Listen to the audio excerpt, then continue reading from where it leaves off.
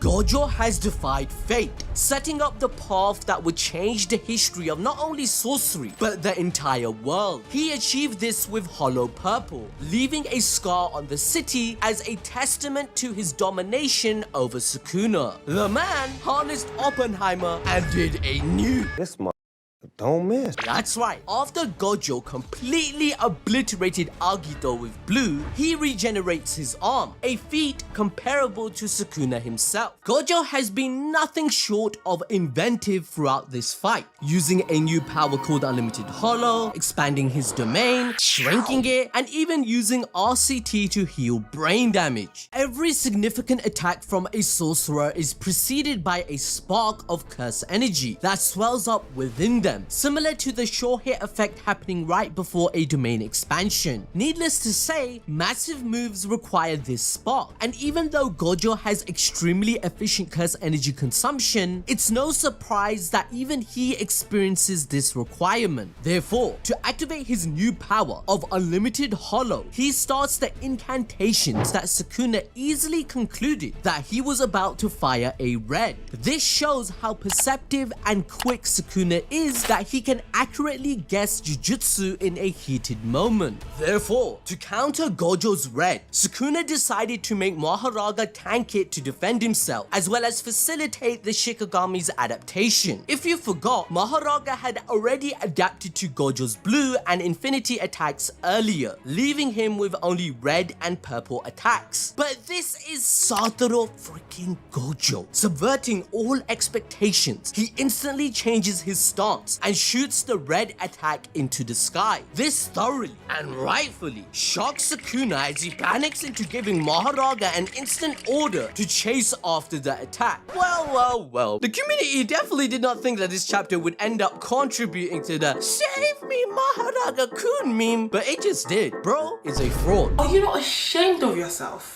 Following his instruction, Mahoraga launches itself into flight, only for us to discover that Gojo's genius plan was in motion to outmaneuver Sukuna for the third time in this fight. Now, whilst being mid-air, he chants the incantation for Hollow Purple, combining the stray orbs of red and blue to create his ultimate attack. Unlike Purple we saw in chapters 52 and 75 against Hanami and Toji, this had no target and no direction. Satoru freaking Gojo essentially dropped a nuke. Seeing Sukuna completely terrified for the first time in the story feels awfully satisfying, I'm telling you. As this moment even mirrors chapter 115, when Sukuna mocked Jogo by calling him pathetic. Except now, the roles are reversed. Sensing this huge attack, even Yuta, who was eager to aid Gojo in this fight, apologizes to Kusakabe. He realizes that having anyone, even someone as strong as Yuta, on the battlefield would only be a weakness for Gojo. After all, he is at his best when he's fighting alone. So if Yuta had joined the battle, Gojo's new purple wouldn't occur, as Yuta would have died and Gojo wouldn't risk that. It proceeds to blow everything up. Clearly another reference to the Miriam vs Netero fight in Hunter x Hunter, when poor man's rose was utilized. Except that Gojo is alive and well.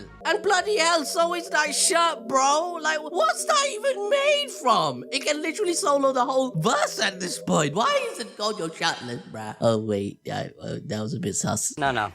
He's got a point. However, with Mahoraga's wheel destroyed, Sukuna is alive with his left arm ripped off. There's a huge difference between the damage it did to both of them. Since it was Gojo's own curse energy, he took on less damage. Gojo demonstrated the difference between dying to win and risking death to win through this attack. As he told Megami in chapter 58, he risked everything to win, but didn't destroy himself unlike Megami would always choose to, or even Yuki. Overall, Gojo is in a superior position, as he even got back his reverse curse technique output through Black Flash. But Sukuna? He's lost Mahoraga, the only factor to break through Gojo's infinity. He has slow healing and no domain amplification because he can't use his domain from the brain damage he got. Keeping all this in mind, Kusakabe and Yuji conclude that Gojo has really won. Even the bloody editor note says the battle result of the strongest battle is engraved in Shinjuku. Like,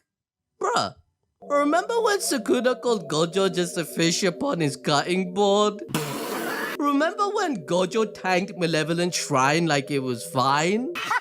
Remember after the domain battle he called Gojo an ordinary guy who was born in an era without him, but then he ends up copying the same ordinary guy and then gets immense brain damage?